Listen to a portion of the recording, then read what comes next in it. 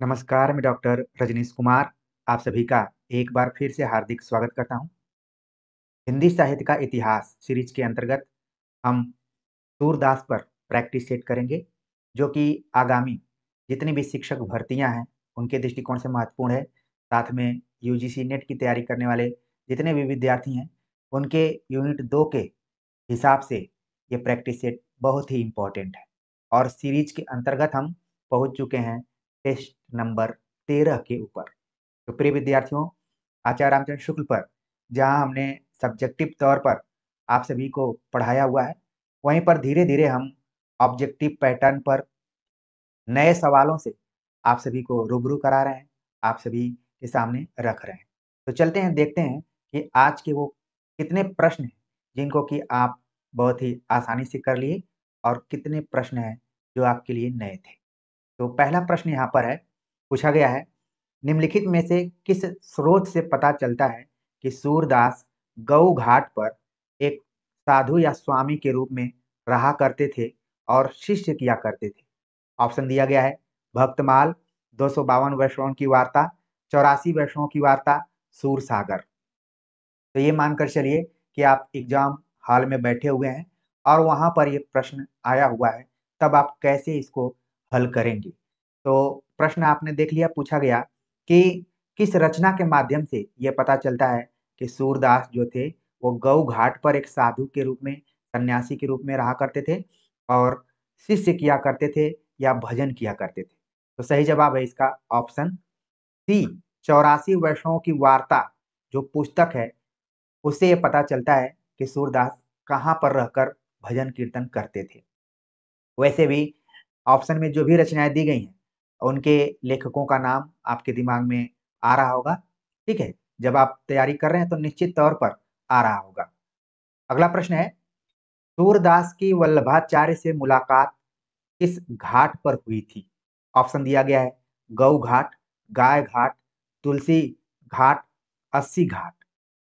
ठीक है, तो यहाँ पर हमें बताना है कि सूरदास की मुलाकात वल्लभाचार्य से किस घाट पर हुई थी। देखने में प्रश्न छोटा है, लेकिन इसमें हमने एक मोड़ दिया हुआ है, एक टर्न इसमें है। जो समझ जाएगा वो सही जवाब तक पहुंच सकता है, नहीं तो जल्दीबाजी में आंसर गलत भी हो सकता है। तो बिल्कुल बहुत सारे विद्यार्थी इस चीज को समझ गए कि पिछले क्वेश्चन में ही इसका लिंक जुड़ा हुआ था और इसका सही जवाब है ऑप्शन ए, गऊ घाट पर सूरदास की वल्लभाचार्य से मुलाकात हुई थी। ठीक, अगला जो प्रश्न है, उनकी सच्ची भक्ति और पद रचना की निपुणता को देख वल्लभाचार्य जी ने उन्हें अपने श्रीनाथ के मंदिर की कीर्तन सेवा सौंपी। उपरोक्त कथन किसके संदर्भ में है? तो ये कथन आचार्य रामचंद्र शुक्ल का है, लेकिन आचार्य रामचंद्र शुक्ल की जो भी खास विशेषता है कि वो किसी भी कवि रचनाकार का नाम नहीं लेते हैं और यही क्या हो जाता है, प्रश्न के रूप में हमारे सामने आ जाता है। तो उनकी सच्ची भक्ति और पद रचना की निपुणता को देख वल्लभाचार्य जी ने उन्हें अपने श्रीनाथ के मंदिर की कीर्तन सेवा सौंपी। यह कथन किसके संदर्भ में है? ऑप्शन दिया गया, विठलनाथ, सूरदास, कृष्णदास, परमानंद दास। तो इसका जो सही जवाब है यहाँ पर ऑप्शन बी है, सूरदास को उन्होंने कीर्तन सेवा को सौंपा हुआ था। ठीक, तो आप ये मानकर चलिए कि एग्जाम में अगर ये क्वेश्चन आ जाते हैं तो जितने भी विद्यार्थी यहाँ पर जुड़े हुए हैं, निश्चित तौर पर वो बढ़त बनाएंगे, लीड लेंगे। अगला प्रश्न है कि पूरणमल खत्री ने गोवर्धन पर्वत पर श्रीनाथ जी का मंदिर कब बनवाया था? और जो भी यहाँ पर तथ्य दिए गए हैं, सभी तथ्य संवत में लिखे गए हैं। तो पूरणमल खत्री आप पिछले प्रैक्टिस सेट में भी देखे और यहाँ पर भी देख रहे हैं कि गोवर्धन पर्वत पर एक मंदिर बनवाया था श्रीनाथ जी का, लेकिन कब बनवाया था? अगर दिन खराब हो तो इस तरीके के प्रश्न भी परीक्षाओं में आ जाते हैं। सही जवाब है ऑप्शन बी, संवत 1576 ईस्वी में। और इसी के आधार पर बतलाया गया कि 11 वर्ष के बाद वल्लभाचार्य इत्यादि का निधन भी हो जाता है। तो एक टर्निंग पॉइंट है यहाँ पर, आप इस डेट को जरूर ध्यान में रखिए। अगला प्रश्न है, भक्त लोग कभी कभी किसी ढंग से अपने को अपने इष्ट देव की कथा के भीतर डालकर उसके चरणों तक अपने पहुंचने की भावना करते हैं। तुलसी ने तो अपने को कुछ प्रच्छन्न रूप में पहुंचाया है, पर सूर्य ने प्रकट रूप में। उपरोक्त कथन किसका है? तो भक्ति भावना को लेकर एक कथन है। जैसा कि आप सभी Haryana public service commission assistant professor के भी तैयारी कर रहे होंगे, और अगर उसमें भक्ति भावना को लेकर सवाल आता है और सवाल में सूरदास और तुलसीदास की चर्चा हो, तो इस कथन का उपयोग आप कर सकते हैं वहां पर कि आचार्य रामचंद्र शुक्ल ने लिखा कि भक्त लोग कभी कभी किसी ढंग से अपने को अपने इष्ट देव की कथा के भीतर डालकर उसके चरणों तक अपने पहुंचने की भावना करते हैं। तुलसी ने तो अपने को कुछ प्रच्छन्न रूप में पहुंचाया, सीधे सीधे नहीं पहुंचाया, प्रच्छन्न रूप में पहुंचाया, लेकिन सूर्य ने प्रकट रूप में। यह कथन किसका है? ऑप्शन दिया गया है आचार्य रामचंद्र शुक्ल, रामविलास शर्मा, मुक्तिबोध, मैनेजर पांडे। तो चूंकि ये सीरीज चल रही है आचार्य रामचंद्र शुक्ल की, तो आपके दिमाग में तुरंत आएगा कि इसका सही जवाब है ऑप्शन ए। लेकिन मैं फिर एक बार कहूंगा कि आप एग्जाम हॉल में ये मानकर चलिए कि अजनबी क्वेश्चन की तरह आएगा, संख्या ज्यादा रहेगी तो हो सकता है कि आप वहां पर थोड़ा सा गच्चा भी खा सकते हैं, लेकिन आप यहाँ पर जुड़े हुए हैं तो निश्चित तौर पर इसका लाभ आपको मिलेगा। अगला प्रश्न है कि सूरदास की मृत्यु किस स्थान पर हुई थी? आमतौर पर पूछा जाता है कि इनका निधन कब हुआ, लेकिन यहाँ पर हमने मृत्यु को लेकर पूछा है कि किस जगह पर इनकी मृत्यु हुई थी। ऑप्शन दिया गया है रुनकता, मथुरा, वृंदावन, पारसोली। ये प्रश्न हो सकता है कि आपके लिए नया हो, क्योंकि देखने में भले छोटा लग रहा है, लेकिन इसका भी महत्व उतना ही है जितना कि अभी पीछे बड़े क्वेश्चन में था। सही जवाब है ऑप्शन डी, पारसोली नाम का एक जगह जहां पर सूरदास की मृत्यु का वर्णन पता चलता है, वो भी वार्ता साहित्य 84 वैष्णव की वार्ता के आधार पर।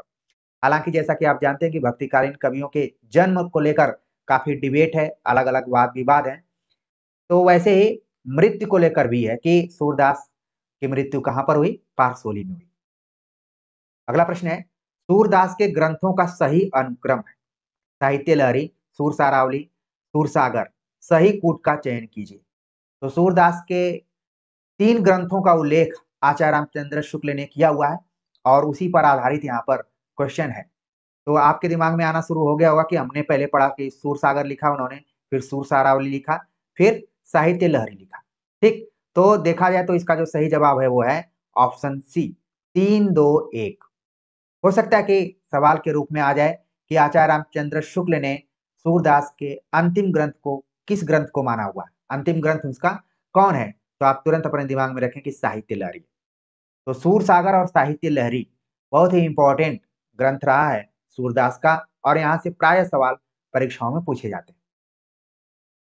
अगला प्रश्न है सूरदास के किस ग्रंथ में अलंकारों और नायिका भेद के उदाहरण प्रस्तुत करने वाले कूट पद है? ऑप्शन दिया गया है सूर सागर, सूर सरावली, साहित्य लहरी, कृष्ण गीतावली।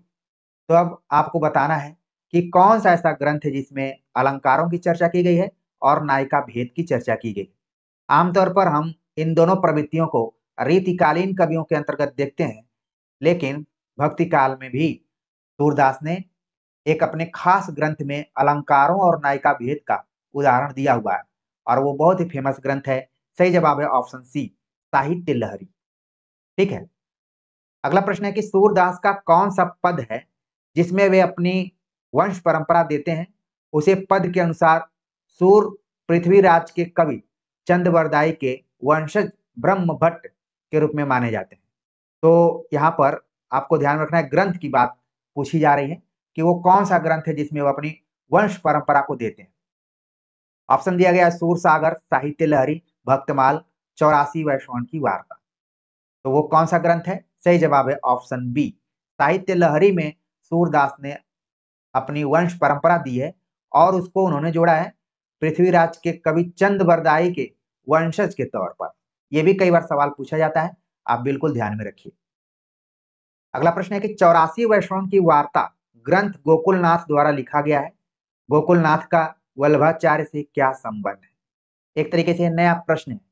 हो सकता है कि एक्सपर्ट लोग पूछते पूछते पुराने प्रश्नों को परेशान हो जाए, तो इस तरीके के प्रश्न बना सकते हैं, और नहीं भी बना सकते हैं तो ये प्रैक्टिस सेट या सीरीज उनको एक गाइडेंस के रूप में जरूर दे सकती है।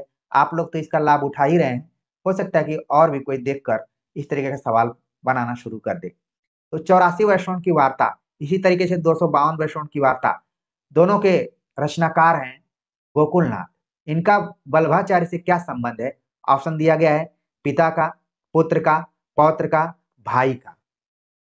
तो इसका जो सही जवाब है ऑप्शन सी है, पौत्र का संबंध रहा है। तो आप जानते हैं कि वल्लभाचार्य हैं, फिर विट्ठल हैं, फिर गोकुल है। इस तरीके से संबंध रहा है भक्तिकालीन कवियों में, खासतौर से कृष्ण भक्ति शाखा में ये एक परिवार का ही इसमें काफी रोल है। अगला प्रश्न है, निम्नलिखित में से किसके बारे में प्रचलित है कि वल्लभाचार्य की शिष्या न होने के कारण उसको बहुत बुरा भला कहा गया है? और आप देख रहे हैं कि आज के समय में भी इस तरीके की घटनाएं देखने को मिल जाती हैं, लेकिन भक्ति काल में भी वल्लभाचार्य की शिष्या न होने पर बहुत कुछ भला बुरा कहा गया। वो कौन है? ऑप्शन दिया गया है अंडाल, सहजोबाई, मीराबाई, सुरसती। नाम हमने दे दिया है और ये फाइनल एग्जाम में जब आप एग्जाम हॉल में बैठे हो तो हो सकता है कि आप लड़खड़ा जाएं, लेकिन मैं फिर से वही कहूंगा कि आपके लड़खड़ाते हुए कदम को यहाँ पर मजबूती प्रदान करने की कोशिश की जाती रही है। सही जवाब है ऑप्शन सी। मीराबाई के संदर्भ में ये बात कही गई है कि वो वल्लभाचार्य की शिष्या के रूप में नहीं हुई, तो उनको बहुत बुरा भला कहा गया। और मीराबाई का संबंध किससे जोड़ा जाता है? आप लोगों ने ऑनलाइनर किताबों में कहीं न कहीं जरूर पढ़ा होगा और यहाँ पर भी वो तथ्य याद आ गया होगा। अगला प्रश्न है कि सूर कवित सुनि कौन कवि जो नहीं सिर चालन करे। ये जो पंक्तियां दी गई हैं, खासतौर से ये छप्पय छंद में लिखी गई पंक्तियां हैं, तो किस पुस्तक से ली गई हैं? यहाँ पर सवाल पूछा गया है। सूर कवित सुनि कौन कवि जो नहीं सिर चालन करे, और ये छप्पय किस पुस्तक से लिया गया है? ऑप्शन दिया गया है सूरसागर, सरावली, साहित्य लहरी, भक्तमाल। तो इसका जो सही जवाब है, नया क्वेश्चन आपके लिए हो सकता है, सही जवाब है ऑप्शन डी, भक्तमाल नामक जो पुस्तक है, जिसके रचनाकार कौन है? नाभादास। इनके बारे में पहले भी हमने चर्चा कर ली है और अच्छे से चर्चा की थी, प्रैक्टिस सेट के तौर पर भी और सब्जेक्टिव तौर पर भी। सही जवाब हो गया ऑप्शन डी। सूरदास के नामों को लेकर किन ग्रंथों में बहस की गई है? अगर आप हिंदी साहित्य का इतिहास पढ़ेंगे तो उसमें सूरदास के नामों को लेकर काफी चर्चा हुई है। एक से अधिक सूरदासों के बारे में चर्चाएं हुई हैं, लेकिन अगर हम सूरदास के बारे में बात करें तो कौन से ग्रंथ हैं जिनमें बहस हुई है? आईने अकबरी, मुंशियात अबुल फजल, साहित्य लहरी, उपरोक्त में से एक से अधिक, उपरोक्त में से कोई नहीं। तो इसमें जो सही जवाब है ऑप्शन डी है कि उपरोक्त में से एक से अधिक में सूरदास के नामों को लेकर चर्चा की गई है। उसमें दो प्रमुख ग्रंथ हैं, आईने अकबरी और मुंशियात अबुल फजल। ठीक, इसको ध्यान में रखिए। प्रश्न के अनुसार सही जवाब था ऑप्शन डी। अगला प्रश्न है, मुंशियात अबुल फजल का कैसा ग्रंथ है? तो एक चीज आपको ध्यान में रखना है कि जो मुंशियात अबुल फजल है, नाम में ही छिपा हुआ है कि अबुल फजल का यह ग्रंथ है, लेकिन यह ग्रंथ किस टाइप का है? ऑप्शन दिया गया काव्य संग्रह, जीवन वृत्त, वार्ता ग्रंथ, पत्र संग्रह। तो इसका जो सही जवाब है ऑप्शन डी है कि ये पत्र संग्रह के रूप में। उम्मीद है कि जो पुराने विद्यार्थी जुड़े हुए हैं, अब वो सब्जेक्टिव तौर पर जो हमने सीरीज चलाई हुई थी उसको आपने देख लिया होगा, पढ़ लिया होगा। अब ये मूल्यांकन करने का समय है कि आपने सही से उसका अध्ययन किया है कि नहीं। नहीं किए होंगे तो एक बार फिर से उसको देखिए, क्योंकि बिना आचार्य रामचंद्र शुक्ल के और सूरदास के कोई एग्जाम खाली नहीं जाएगा, यहाँ से सवाल आना ही आना है। अगला प्रश्न है, 8 सर्वोत्तम कवियों को चुनकर अष्टछाप की प्रतिष्ठा किसने की? ऑप्शन दिया गया वल्लभाचार्य, विठलनाथ, गोकुलनाथ, सूरदास। तो अष्टछाप की बात जैसे ही आती है आपके दिमाग में आ जाता है कि वल्लभाचार्य के 4 शिष्य और विठलनाथ के 4 शिष्य, दोनों को मिलाकर अष्टछाप की स्थापना की गई थी। और कब की गई थी, ये सारी चीजें आपके मन में आ रही होंगी। तो सही जवाब है कि विठलनाथ ने इसको स्थापित किया था। वल्लभाचार्य के भी 4 शिष्यों को जोड़ लिया गया था, और जिनसे काफी सवाल पूछा जाता है कि वल्लभाचार्य के शिष्य कौन कौन है, विठलनाथ के शिष्य कौन कौन है, तो अष्टछाप आप अपने दिमाग में रखे होंगे। अगला प्रश्न है, कृष्ण भक्ति परंपरा में श्री कृष्ण की प्रेममयी मूर्ति को ही लेकर प्रेम तत्व की बड़े विस्तार के साथ व्यंजना हुई है, उनके लोक पक्ष का समावेश उनमें उसमें नहीं है। कृष्ण भक्त कवियों के संदर्भ में यह कथन किस आलोचक का है? ऑप्शन दिया गया ग्रियर्सन, रामचंद्र शुक्ल, मुक्तिबोध, मैनेजर पांडे। तो ये बात किसने कही है कि कृष्ण भक्ति परंपरा में श्री कृष्ण की प्रेममयी मूर्ति को ही लेकर प्रेम तत्व की बड़े विस्तार के साथ व्यंजना हुई है, लोक पक्ष का समावेश उसमें नहीं है। लोक पक्ष आप देखेंगे कि राम के संदर्भ में ज्यादा है, इसीलिए लोक मंगल की भावना तुलसीदास से जोड़कर सवाल पूछा जाता है, तुलसीदास की लोक मंगल भावना। कभी ये प्रश्न आपने नहीं देखा होगा कि सूरदास की लोक मंगल भावना। ठीक है, बहुत सारे रिसर्च स्कॉलर यहाँ पर जुड़े हुए हैं, लेकिन यहाँ पर इस कथन से ही पता चल रहा है कि कृष्ण भक्ति परंपरा में श्री कृष्ण की प्रेममयी मूर्ति को लेकर ही प्रेम तत्व की बड़े विस्तार से चर्चा की गई है। इसीलिए इस शाखा की खास विशेषता है गीति काव्य रचना करना, जबकि उसमें प्रबंध काव्य की क्या है, कमी है। तो ये कथन रहा है आचार्य रामचंद्र शुक्ल का। तो आप अपने दिमाग में लगा कर पहले ही बैठे रहे होंगे कि कोई नहीं हो सकता है आचार्य रामचंद्र शुक्ल के अलावा, लेकिन फाइनल एग्जाम में हो सकता है कि आप इधर उधर का टिक लगाकर आ जाएं कि हर प्रश्न का जवाब कोई जरूरी नहीं कि आचार्य रामचंद्र शुक्ल ही हो। थोड़ा सा हम एक्सपेरिमेंट करते हैं और उसी एक्सपेरिमेंट में आप क्लीन बोल्ड हो जाते हैं। चलते आगे बात करते हैं। अगला जो प्रश्न है, इन कृष्ण भक्तों के कृष्ण प्रेमोन्मत्त गोपियों से घिरे हुए गोकुल के श्री कृष्ण है, बड़े बड़े भूपालों के बीच लोक व्यवस्था की रक्षा करते हुए द्वारका के कृष्ण नहीं है। कृष्ण भक्त कवियों के संदर्भ में यह कथन किस आलोचक का है? ऑप्शन सेम टू सेम वही दिए गए हैं, ग्रियर्सन, रामचंद्र शुक्ल, मुक्तिबोध, मैनेजर पांडे। और इसका सही जवाब है रामचंद्र शुक्ल का ये कथन है। उनका कहना है कि गोकुल के कृष्ण अलग थे और जो द्वारिका के कृष्ण है अलग है, यानी कि जब वो गोपियों से प्रेम करते हैं वो कृष्ण अलग ढंग के हैं और जो राजा के रूप में कृष्ण है वो अलग है। तो यहाँ पर कहा गया कि इन कृष्ण भक्तों के कृष्ण प्रेमोन्मत्त गोपियों से घिरे हुए गोकुल के श्री कृष्ण है, बड़े बड़े भूपालों के बीच लोक व्यवस्था की रक्षा करते हुए द्वारका के श्री कृष्ण नहीं है। यह कथन किसका रहा? आचार्य रामचंद्र शुक्ल का रहा। हो सकता है कि आप सभी बहुत बार आचार्य रामचंद्र शुक्ल के इतिहास ग्रंथ को पढ़ लिया हो, लेकिन ये कथन जब आप क्वेश्चन में देख रहे हैं तो आपका दिमाग थोड़ा सा झंझना रहा होगा कि हाँ बिल्कुल ये भी प्रश्न बन सकता है क्या? बिल्कुल बन सकता है। अगला जो प्रश्न है, कृष्ण के जिस मधुर रूप को लेकर ये भक्त कवि चले हैं वह हास विलास की तरंगों से परिपूर्ण अनंत सौंदर्य का समुद्र है। उस सार्वभौम प्रेमालंबन के सम्मुख मनुष्य का हृदय निराले प्रेम लोक में फूला फूला फिरता है। कृष्ण भक्त कवियों के संदर्भ में यह कथन किस आलोचक का है? तो मुझे अब ऑप्शन पढ़ने की जरूरत ही नहीं है, सही जवाब है ऑप्शन बी, रामचंद्र शुक्ल का यह कथन है। अगला प्रश्न है, इन कृष्ण भक्त कवियों के संबंध में यह कह देना आवश्यक है कि वे अपने रंग में मस्त रहने वाले जीव थे।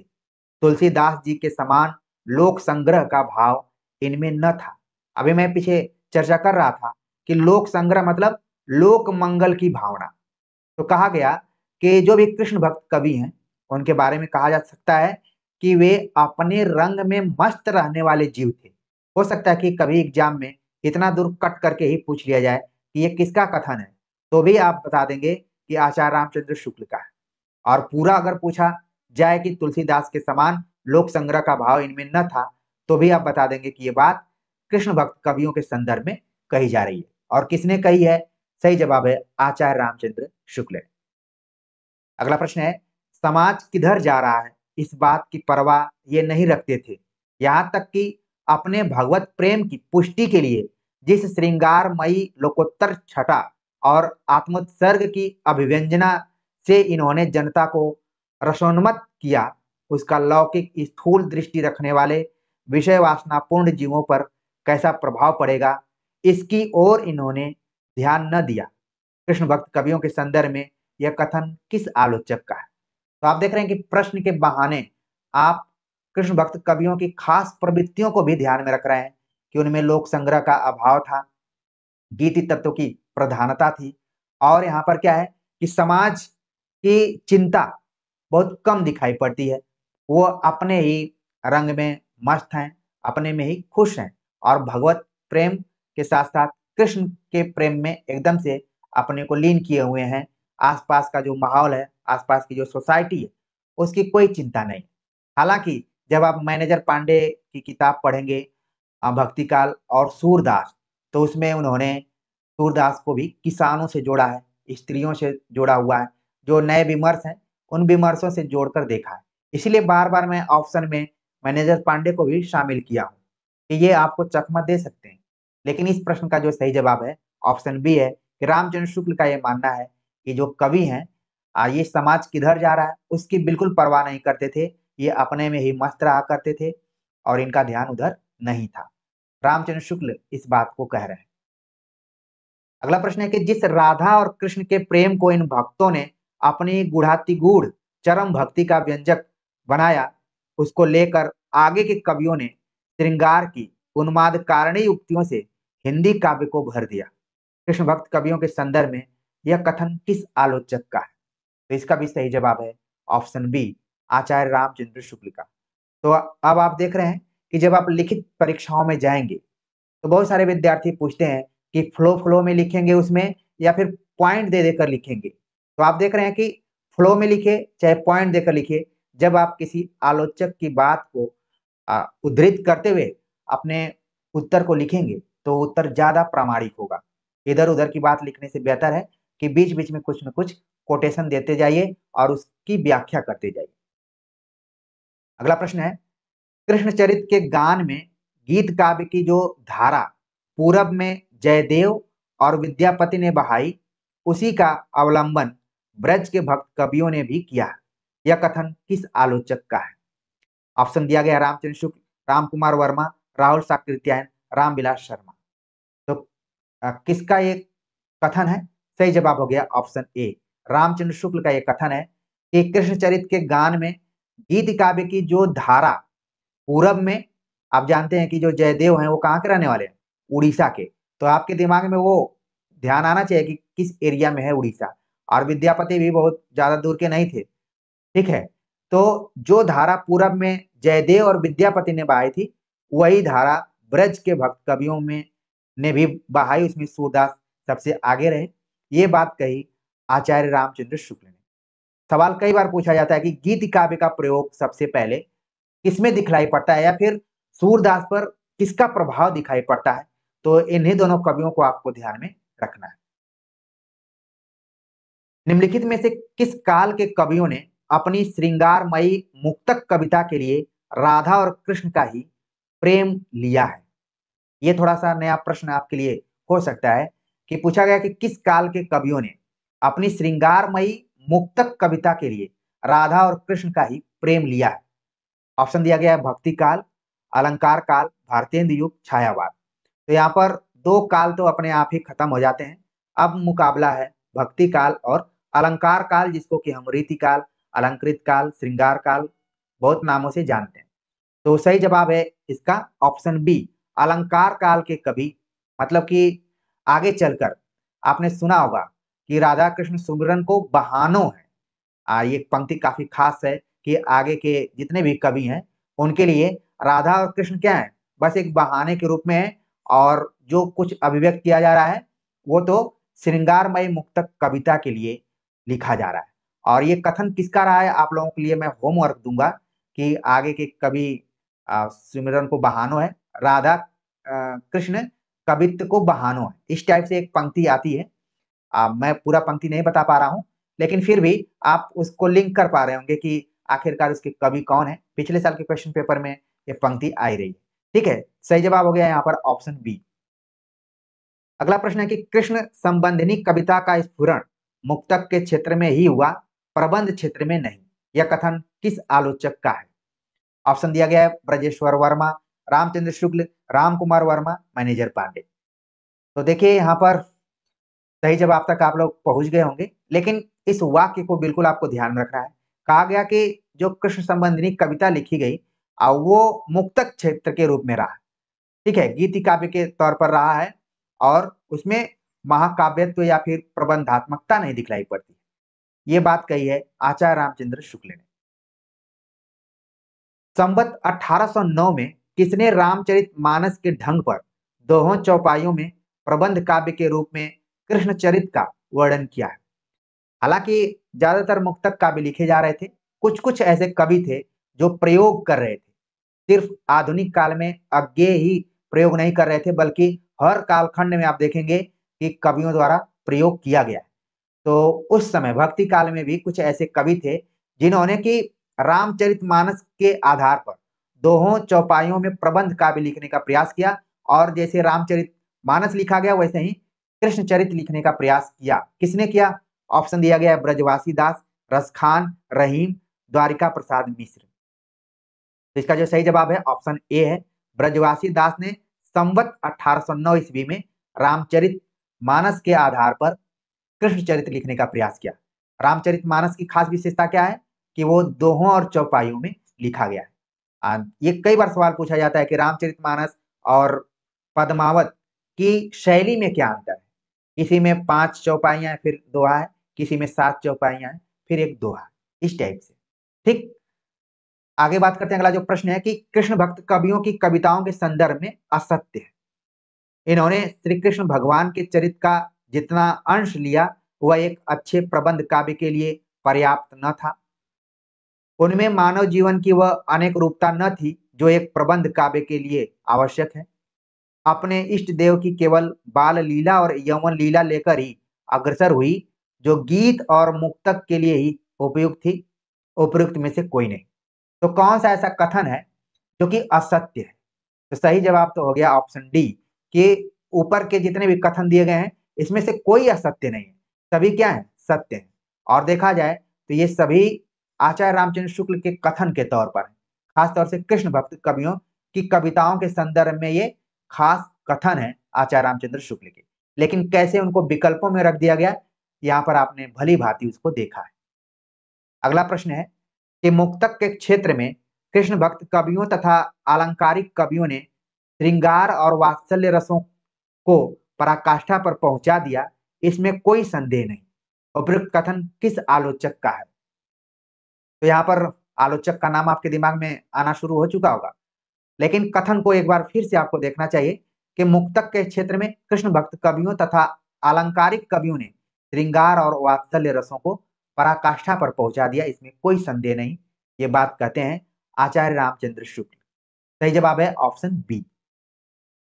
किसकी आज्ञा से सूरदास जी ने श्रीमद् भागवत की कथा को पदों में गाया? ऑप्शन दिया गया है शंकराचार्य, वल्लभाचार्य, विठलनाथ, परमानंद दास। तो किसकी आज्ञा से सूरदास ने श्रीमद् भागवत की कथा को पदों में गाया था, यानी कीर्तन भजन जो करते थे, किसकी आज्ञा के अनुसार? सही जवाब हो गया ऑप्शन बी, वल्लभाचार्य। ठीक, अगला प्रश्न है सूर सागर के संदर्भ में असत्य है। थोड़ा सा लंबा प्रश्न है ये, आखिर सूर सागर के बारे में कौन सी बात असत्य है?